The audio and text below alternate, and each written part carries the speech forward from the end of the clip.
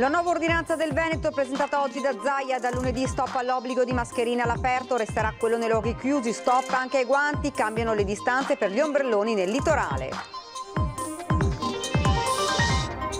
Dal governo in arrivo la prima tranche dei fondi per comuni e province, 83 milioni dal Veneto, 10 nella Marca, 1,2 nel capoluogo. Il sindaco Conte, primo passo ma insufficiente, il sottosegretario Variati, a luglio nuove risorse. La svolta di Treviso verso la mobilità sostenibile, presentato il progetto della ciclopolitana, 32 km di percorsi ciclabili lungo 13 linee di collegamento tra quartiere e centro storico. Superare la crisi economica causata dall'emergenza sanitaria a Fanzolo di Vedelago, si riuniscono i sindaci e le categorie economiche della Castellana per mettere a punto un progetto per il rilancio del territorio. Lavoro nero, sporcizia, norme di sicurezza non rispettate, blitz dei carabinieri del NAS in una ditta di Paese, all'interno 8 cittadini cinesi, 2 dei quali clandestini, denunciato il titolare. Dopo Arturo Filippini e Tonino Palazzi, la ristorazione trevigiana perde anche Franco Menegaldo, maestro della cucina a base di pesce, lunedì alle 15:30 a Monasteri Funerali. La casa di riposo di Ormella è stata tra le prime a riaprire le porte ai familiari degli ospiti, in prima linea a lottare contro il virus in questi lunghi mesi di isolamento il direttore sanitario di 91 anni. Buonasera, ben ritrovati dalla redazione di Treviso. Dunque questi titoli di oggi, in primo piano però il bollettino regionale di questa sera. Un solo caso positivo nella nostra regione da questa mattina, quindi attualmente nel Veneto ci sono 1799 casi positivi, nessun caso registrato a Treviso da questa mattina a questa sera, 1834 invece le persone che si trovano in isolamento domiciliare, 316 sono a Treviso. Per quanto riguarda le persone ricoverate in ospedale sono 130, le persone continuano a diminuire il numero delle persone ricoverate in ospedale, 6 invece in terapia intensiva, 3 i decessi rispetto a questa mattina. E dunque lo avete sentito dai titoli, nuova ordinanza del governatore Zaia, 3 punti principali, mascherine, strutture termali e case di riposo, novità anche sull'utilizzo dei guanti nei negozi. Sentiamo. Nuova ordinanza del Veneto che entrerà in vigore dal 1 giugno e sarà valida fino al 15. 3 i punti salienti dall'utilizzo delle mascherine ai centri estivi. Questo punto è quello che dice che non ci sarà più l'obbligo della mascherina dal 1 di giugno, ovvero la mascherina la porto nei luoghi chiusi. L'esempio classico nel rispetto delle linee guida è il negozio. Tu entri in negozio e entri con la mascherina, entri al supermercato, entri con la mascherina. Oppure te la metti se c'è un assembramento, cioè che so, vai in un posto dove ci sono all'aperto più persone che so in coda all'ufficio postale, ti metti la mascherina perché è un assembramento, a meno che non ci sia il distanziamento sociale. Tutti noi cittadini quando andiamo in auto o si sta in auto a distanza di 1 metro, quindi non si usa la mascherina, oppure si usa la mascherina e uno si siede dove vuole, a fianco al guidatore, dietro, davanti, dove vuole. C'è da dire che se nell'auto ci sono conviventi, mascherina non serve. Le strutture termali e centro benessere, quindi si risolve con questa ordinanza. Questa ordinanza ha come caposaldo la mascherina che non si usa più, i centri termali e i centri benessere che abbiamo risolto e quindi si possono aprire dal 1 di giugno. E poi ovviamente dal 1 di giugno i servizi per bambini e adolescenti. Qua abbiamo risolto il problema, chi ha la gestione del centro, il privato, manda una scheda che alleghiamo al comune e gli dice guarda io ti informo che faccio questo, punto. E per l'ULSS stessa roba, perché noi diciamo ti impegni ad applicare le linee guida, non serve che veniamo lì a fare la visita e a aumentare in scartoffie. È una visione molto semplificata di quello che è, perché abbiamo la certezza che chi apre si impegna per iscritto ad applicare le linee guida. Questo per la fascia 13-17 anni, sulla 03 bisogna ancora attendere il governo. Mentre restano vietati gli assembramenti in area pubblica, eccetto per conviventi, la regola non vale più per le aree private. Nell'area privata uno può finalmente organizzarsi la grigliata. Ovviamente se non sono conviventi l'assembramento deve essere regolato dal fatto che ci sia un minimo di di cura, di salvaguardia, insomma, cioè non è che uno può organizzare una festa e portarsi in mezzo paese perché è finito il lockdown. Novità anche sulle case di riposo. Apriamo le case di riposo con delle linee guida sia per l'ingresso dei visitatori sia per la presa in carico degli ospiti. Ovviamente, qui lo devo ribadire e sottolineare, alle case di riposo che hanno gestione autonoma, noi diciamo questa è l'ordinanza, puoi decidere da qui in giù, non in su. Zai ha poi annunciato che i guanti non sono più obbligatori e vale anche nei negozi per clienti e operatori. E si torna a parlare di turismo.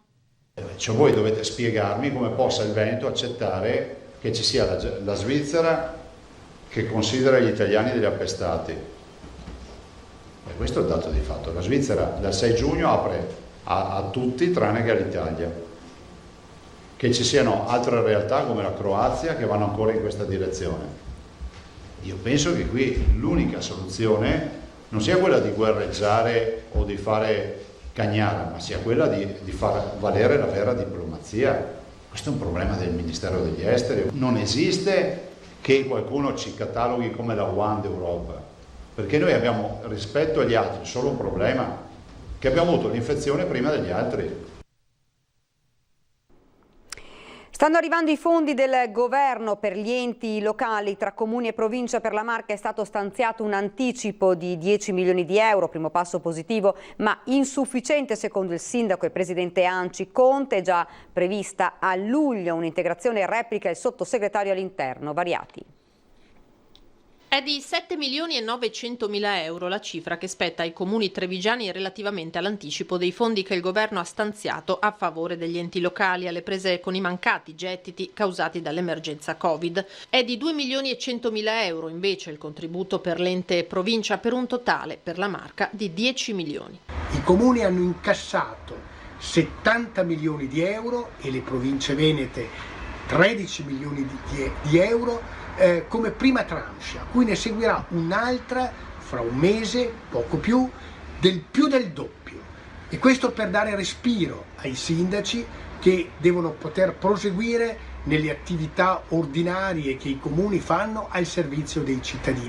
Destinati al capoluogo 1.234.000 euro, quindi 502.000 per Conegliano, 346.000 per Montebelluna, 338.000 per Mogliano, 315.000 per Castelfranco, 293.000 per Vittorio Veneto, 187.000 per Oderzo e 120.000 per Motta di Livenza. Piccole ma significative somme anche per i centri minori, come i 10.200 euro per Porto Buffolè o gli 11.000 per Monfumo. Soldi che male non fanno, ma non bastano, secondo il sindaco di Treviso Conte.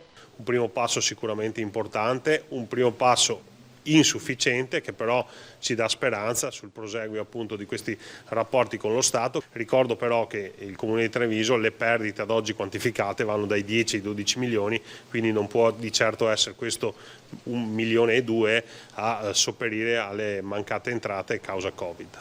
Se tuttavia questo è solo un terzo del primo stanziamento per gli enti locali, il sottosegretario all'interno annuncia per l'estate il raddoppio del contributo. Siccome il governo, del quale faccio parte, non vuol far mancare le risorse ai comuni, che sono l'elemento base della nostra democrazia, preannuncio che ci saranno ancora altri quattrini nel mese di luglio. Presentazione questa mattina a Casugana della ciclopolitana, ovvero 32 percorsi su 13 linee, tutti percorribili esclusivamente pedalando. Il coronavirus ha cambiato molti aspetti della nostra vita e uno di questi è la mobilità. Autobus a un terzo della capienza normale, distanze di sicurezza ci porteranno per molto tempo a spostamenti in solitaria. Inevitabili le ripercussioni sul traffico se continueremo ad utilizzare le automobili. Ecco perché a Treviso il contagio ha dato un'improvvisa accelerazione al progetto ciclopolitana, che visto così sembra più un progetto di metropolitana per Treviso. In effetti un po' lo è, solo che invece di carrozze e binari qui ci saranno solo piste dedicate unicamente per biciclette e monopattini.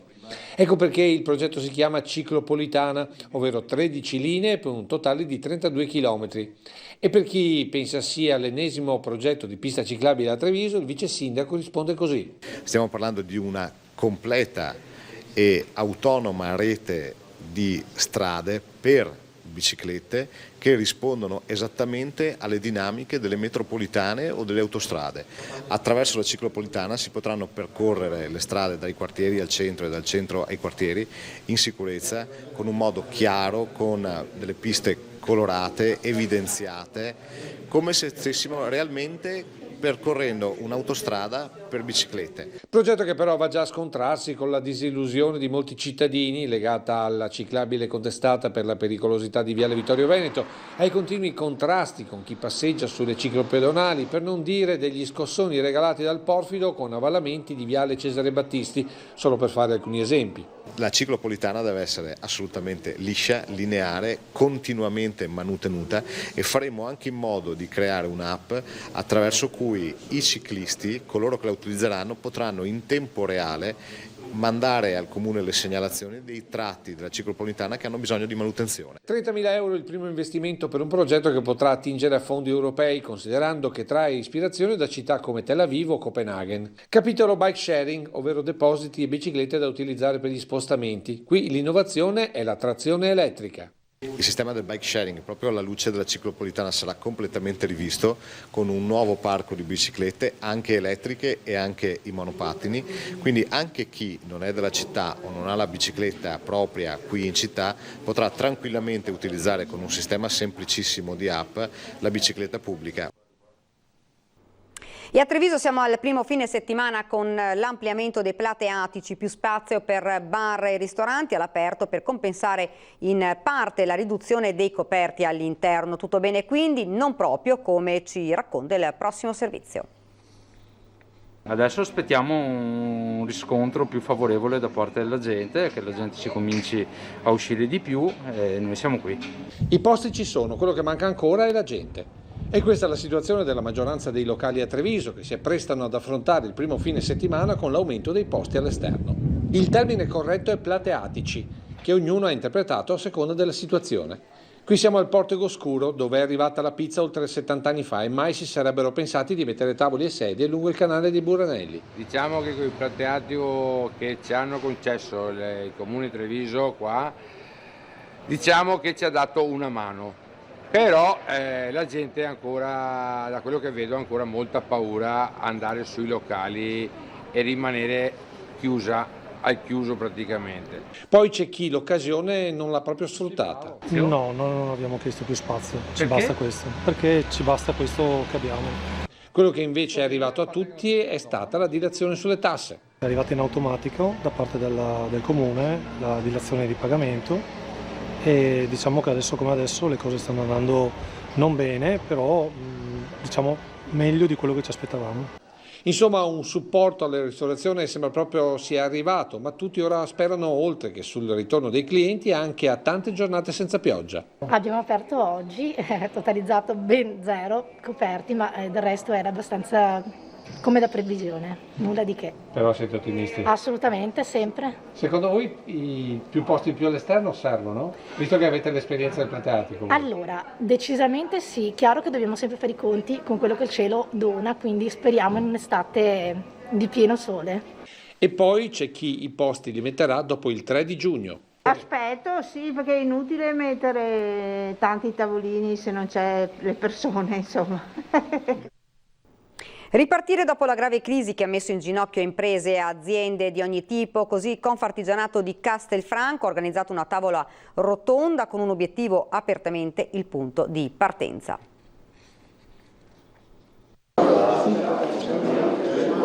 Uno ad uno hanno firmato un documento per arrivare ad un progetto condiviso. La parola d'ordine è ripartire. Le difficoltà dopo il lockdown sono evidenti. Imprese in ginocchio, aziende ed attività che rischiano di non riuscire ad andare avanti. Il problema è oggi chi potrà riaprire e come potrà riaprire, perché infatti molte aziende piccole o piccoline hanno delle difficoltà, specialmente nella ristorazione, specialmente nel turismo oggi.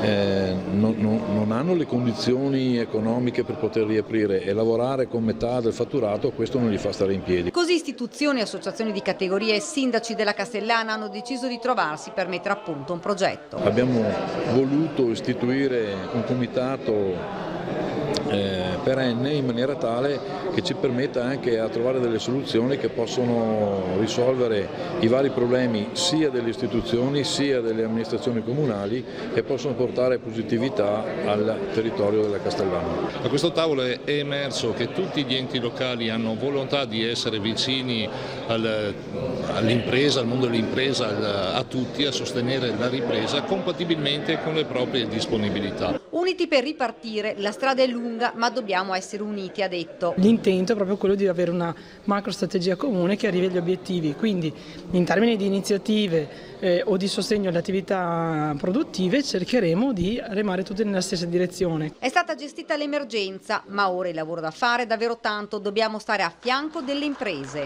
Il sostegno al nostro territorio, alla nostra impresa sarà proprio quello di proseguire e verificare in tutte quelle attività che possono dare la possibilità anche alle piccole e medie imprese di far fronte a problematiche nel sistema, diciamo, della propria impresa, sull'aspetto finanza, l'aspetto con le banche. Abbiamo parlato molto oggi di liquidità, è uno dei nodi molto importanti che è emerso. Intanto anche i comuni stanno cercando di trovare delle soluzioni agevolando i cittadini. Abbiamo adottato un po' tutti lo strumento della sospensione del pagamento dei tributi, questo era nelle nostre competenze. Oggi la norma ci dice anche che possiamo procrastinare le scadenze IMU, ma non tutti forse lo faranno. Gli strumenti che ha il sindaco sono abbastanza limitati.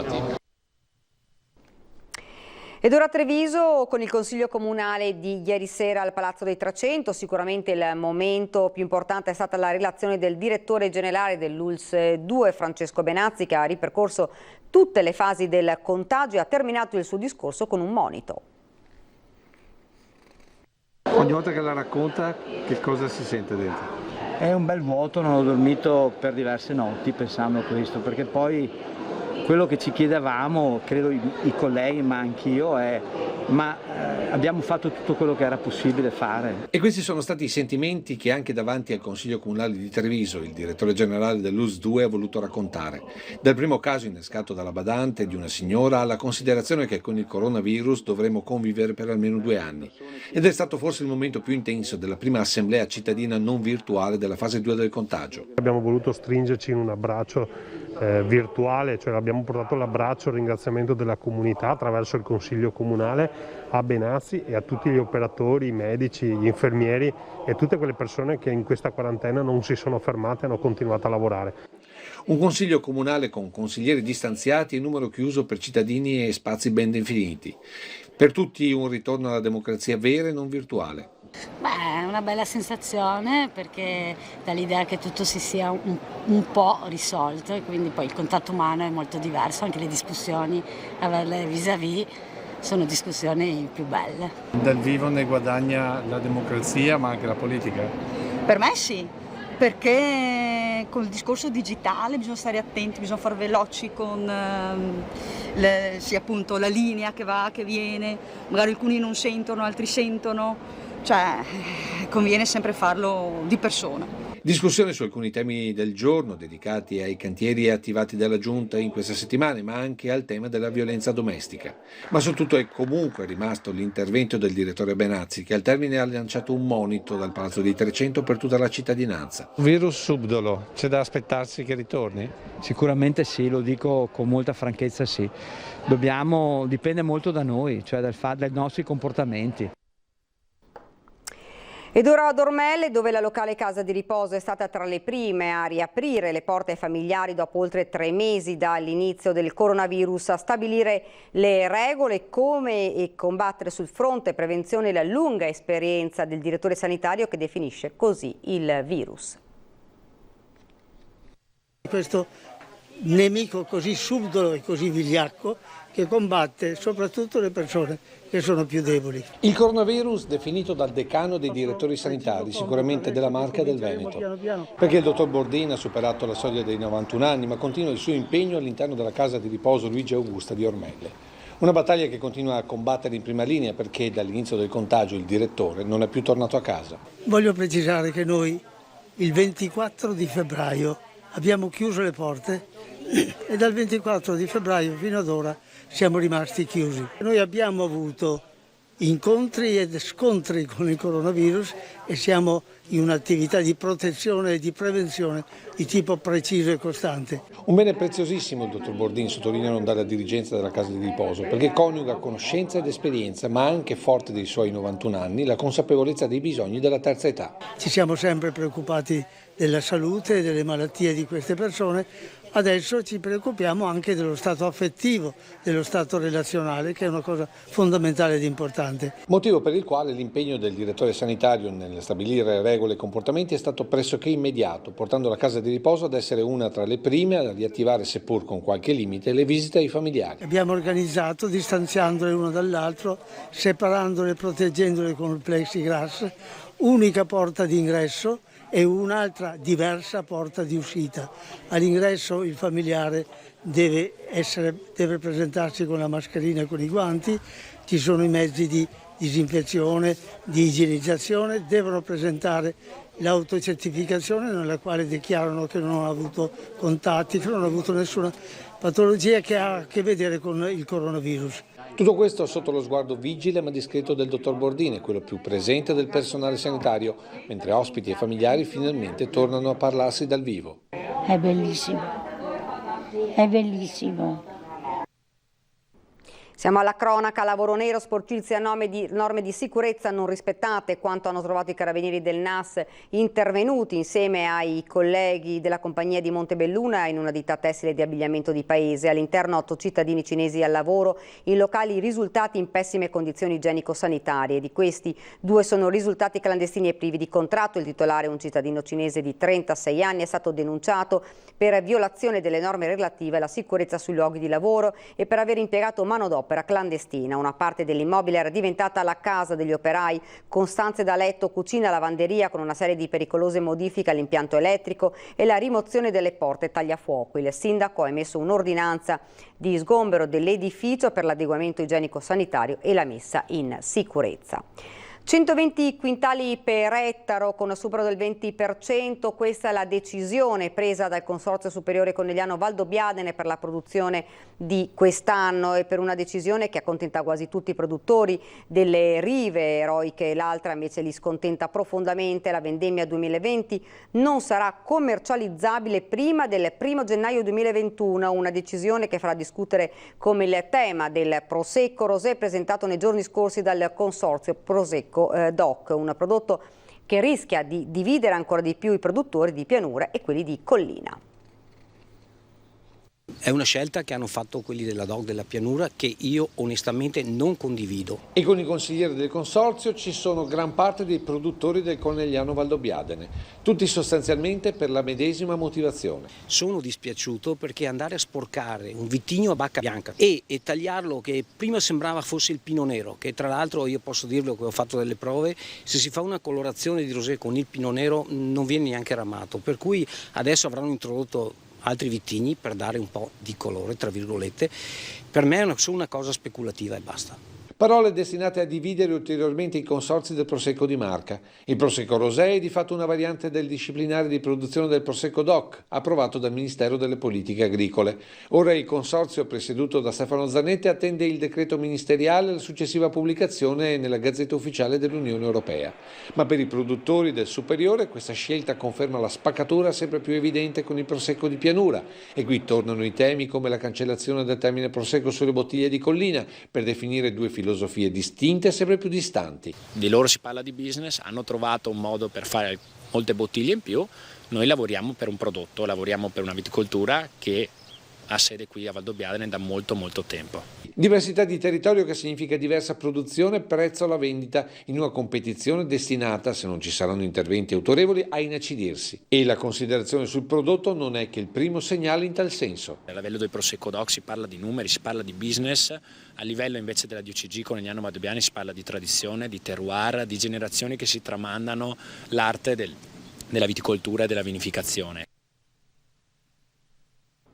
Si terranno lunedì alle 15:30 a Monastieri i funerali del noto ristoratore trevigiano titolare dell'omonima trattoria di pesce a Monastieri dopo la scomparsa di Arturo Filippino e Tonino Palazzi. La Marca piange un altro ristoratore, Franco Menegaldo, 82 anni, era ricoverato per una grave malattia ai polmoni. Da 60 anni alla guida del ristorante, una vera istituzione per gli amanti della cucina del pesce in tutto il Veneto. La trattoria, fondata nel 1910 e gestita dal papà di Gianfranco, Lucio. La cucina della famiglia Menegaldo è stata frequentata da almeno 4 generazioni di trevigiani e sono decine le celebrità e le personalità di spicco che si sono sedute ai tavoli della trattoria di Monastieri. Ed ora ci fermiamo per una piccola pausa pubblicitaria.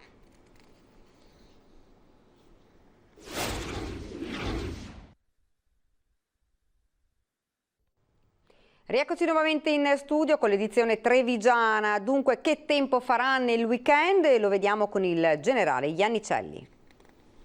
Un'area di alte pressioni che però localizzata col suo centro sul nord Europa determinerà il tempo nei prossimi giorni. Infatti con la sua circolazione che attiva in senso orario trasporta su di noi aria più fresca e un po' più instabile. Gli effetti saranno evidenti, quindi il tempo sarà molto più instabile sui rilievi, a ridosso dei rilievi, e moderatamente instabile in pianura. Quindi più in dettaglio prevediamo per domani inizialmente una nuvolosità irregolare, ampie schiarite, poi nella seconda parte, complice anche il riscaldamento del pomeriggio, potremo avere delle nubi più imponenti, ma non dovrebbero esserci fenomeni, se no, come dicevo, a ridosso dei rilievi. Per domenica invece inizialmente ancora un residuo di nuvolosità un po' più intensa e poi ancora dei rasserenamenti, quindi un tipo di tempo variabile, strano per la stagione, e che ci accompagnerà per gran parte della prossima settimana. Un cambiamento ancora, addirittura lo rileviamo per fine della prossima settimana. Altro effetto dell'afflusso di aria da nord-est naturalmente sono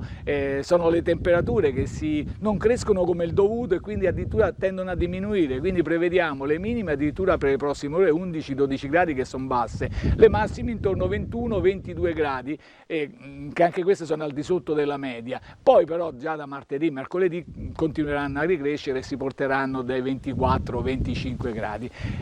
L'Alto Adriatico inizialmente un po' più mosso e poi tenderà al poco mosso. È tutto.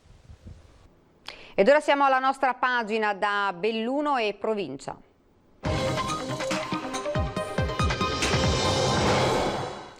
La pandemia ha creato problemi seri ai commercianti del Consorzio Belluno Centro dopo il successo degli eventi dello scorso anno ottenuto dopo anni di difficoltà. La crisi causata dal Covid-19 ha smorzato ogni entusiasmo. Scarseggiano le risorse del Consorzio Belluno Centro al termine del primo consiglio d'amministrazione post-emergenza dell'associazione che riunisce i commercianti del centro storico. È emerso un quadro di difficoltà generali estese anche alla programmazione dell'attività futura. La prima decisione assunta è stata quella di dimezzare le quote associative per il 2020. La Presidente Anna Maria Bristotte. I pubblici esercizi pagheranno 300 euro invece che 600 e gli altri negozi 225.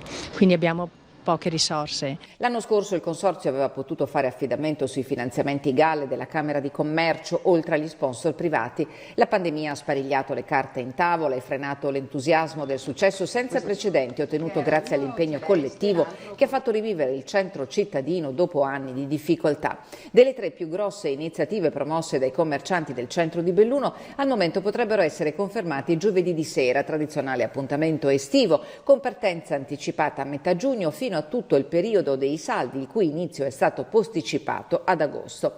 Per l'ex-tempore il Consorzio conta invece nell'aiuto del Comune. È una manifestazione che dà molto lustro alla città, più che avere un ritorno commerciale noi. È una manifestazione culturale molto bella che facciamo da diversi anni e quindi siccome ci costa 25.000 euro avremo bisogno che il Comune facesse la sua parte, perché dà lustro alla città. Senza il supporto di Palazzo Rosso la manifestazione ultra trentennale dovrà essere annullata. E poi il Natale, e già si sa che non potrà essere quello col botto del 2019. Abbiamo qualcosa, abbiamo un bando della Camera di Commercio, poi probabilmente avremo un contributo dalla parte della DMO, ma non sono le cifre degli anni scorsi. mancheranno tutti gli sponsor privati e quindi vedremo come muoverci. Dispiaciuti? Tantissimo, perché avevamo un volano perfetto, l'anno scorso c'è stato un grandissimo entusiasmo, avevamo già capito alcune cose che poi potevano essere migliorate. Vedremo, sarà possibile fare un mercatino come l'anno scorso, ci saranno problemi di assembramento quest'autunno. Buone notizie sul fronte del miglioramento della viabilità sulla 51 Alemagna. L'ANAS ha consegnato alle imprese aggiudicatarie i lavori di realizzazione di 4 interventi ricompresi nel piano Cortina in vista dei mondiali di sci che prevedono l'adeguamento dell'Alemagna nei territori comunali di Longarone e Borca di Cadore. Gli appalti fanno parte degli interventi di miglioramento della viabilità fra lo svincolo di Castellavazzo e l'imbocco della Galleria Termine in comune di Longarone e i lavori di adeguamento tecnico funzionale dell'intersezione con la viabilità comunale di Borca di Cadore. L'avvio dei cantieri è previsto già nei prossimi giorni. Passata la Buriana, sanitari capogruppo di maggioranza a Palazzo Rosso hanno elaborato un pacchetto di proposte da perseguire nel post-emergenza Covid. Appello alla minoranza è un documento aperto che vogliamo condividere con tutto il Consiglio Comunale. Dal sociale all'istruzione, dalla sanità alla cultura, al commercio e alle opportunità offerte dal decreto rilancio. È diviso per 6 macro aree il documento elaborato dai capigruppo della maggioranza che sostiene la Giunta Massaro, che traccia la roadmap per affrontare il post-emergenza Covid. Ad ognuno di questi 6 punti abbiamo cercato di dare dei suggerimenti concreti per aiutare appunto la Giunta e il nostro sindaco, sperando che questo possa essere poi condiviso da tutto comunque il Consiglio Comunale, portato avanti con l'aiuto concreto di tutti senza che ci possano essere distinzioni. E da fare c'è davvero tanto, in primo luogo nei confronti di chi a causa della pandemia è rimasto senza reddito. Per i cassi integrati ancora in attesa di ricevere i pagamenti, la maggioranza pensa a un prestito d'onore. Nel campo dell'istruzione si sollecita il monitoraggio dei piccini esclusi dalla didattica online e si sottolinea la necessità di aprire un tavolo con le cooperative, l'ULSS e le associazioni per andare incontro alle famiglie con persone disabili. Per l'area cultura e sport la proposta è quella di uno sconto sugli affitti delle sedi, per il commercio, tra gli altri la creazione di spazi alternativi all'aperto e la valorizzazione dei negozi di vicinato. I negozi di vicinato hanno un ruolo importante per la nostra società, soprattutto sulle piccole frazioni dove magari gli anziani non hanno la possibilità di scendere dove ci sono i centri commerciali e hanno un ruolo veramente fondamentale. I capigruppo di maggioranza ritengono necessario che Palazzo Rosso metta in campo ogni mezzo per cogliere le opportunità offerte dal decreto rilancio. Infine, ma non in ordine di importanza, Massaro e la sua giunta si propone di instaurare un dialogo con ULSS e Dolomiti per vigilare sul destino dell'ospedale San Martino. A tal proposito, già la prossima settimana il direttore generale Rasi Caldogno parteciperà alla commissione consigliare terza per riferire sull'emergenza e sul futuro.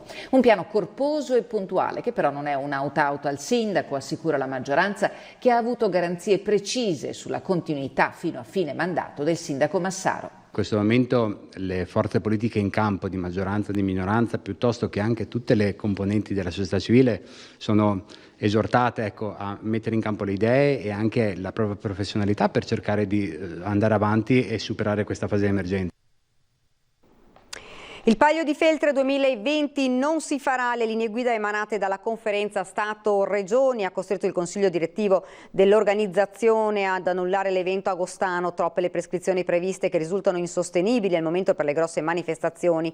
Tra le difficoltà che si incontrerebbero la possibilità di accogliere un massimo di 1000 persone tra il pubblico, oltre all'obbligo di far rispettare il distanziamento sociale. Indicazioni che tolgono del tutto alla manifestazione una delle sue componenti essenziali, quella della socialità e dell'essere un motore di aggregazione. Il direttivo, gettando il cuore oltre l'ostacolo, ha deciso comunque di monitorare l'evolversi delle normative per valutare la possibilità di organizzare ugualmente una manifestazione legata al Palio che possa valorizzare le tradizioni cittadine e mettere a frutto gli sforzi dei quartieri e dell'associazione Palio. Siamo arrivati alla nostra rubrica Bimbi in TV, questa sera i video di Alice di Postioma di Paese, Giosuè e Geremia di Candelù e Marco di Volpago del Montello. Vediamoli insieme.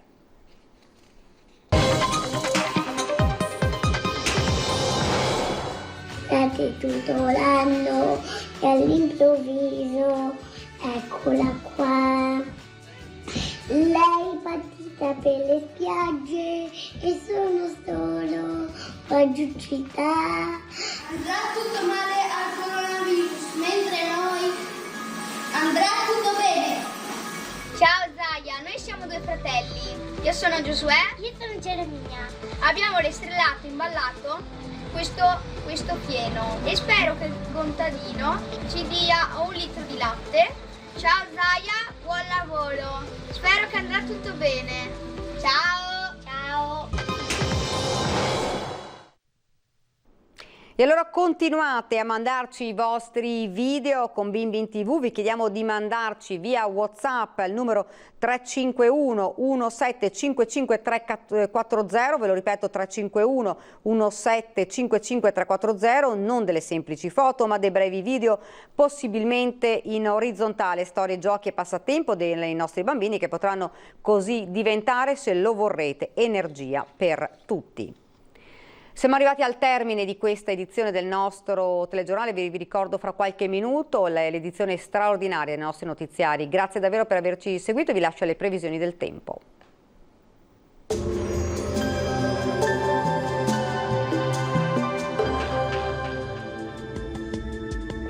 Bentrovati al meteo. Sabato 30 maggio in compagnia di un tempo in prevalenza buono, anche se non si esclude qualche disturbo. Vediamo la situazione nel dettaglio. Sul Veneto sarà una giornata in buona parte ampiamente soleggiata, al mattino avremo qualche addensamento sulle pianure e nel pomeriggio non si escludono più nubi e anche qualche rovescio sui settori montuosi che solo localmente potrà scendere fin verso le aree limitrofe. Temperature minime fino a 14 gradi, valori massimi compresi invece tra i 18 e i 23 gradi e quindi un po' più freschi. Ci spostiamo ora sul Friuli Venezia Giulia, anche qui ampio soleggiamento, nelle ore pomeridiane tuttavia sarà possibile qualche acquazzone sui rilievi. Temperature minime tra 10 e 14 gradi, massime tra i 21 e i 22 gradi. Uno sguardo infine al Trentino Alto Adige, anche qui occasionali temporali, vedete a carattere sparso, alternati a pause più asciutte e anche un po' più soleggiate. Temperature minime sugli 11 gradi, massime sui 23-24 all'incirca. Dal meteo di Antenna 3 per ora è tutto, grazie per l'attenzione e arrivederci.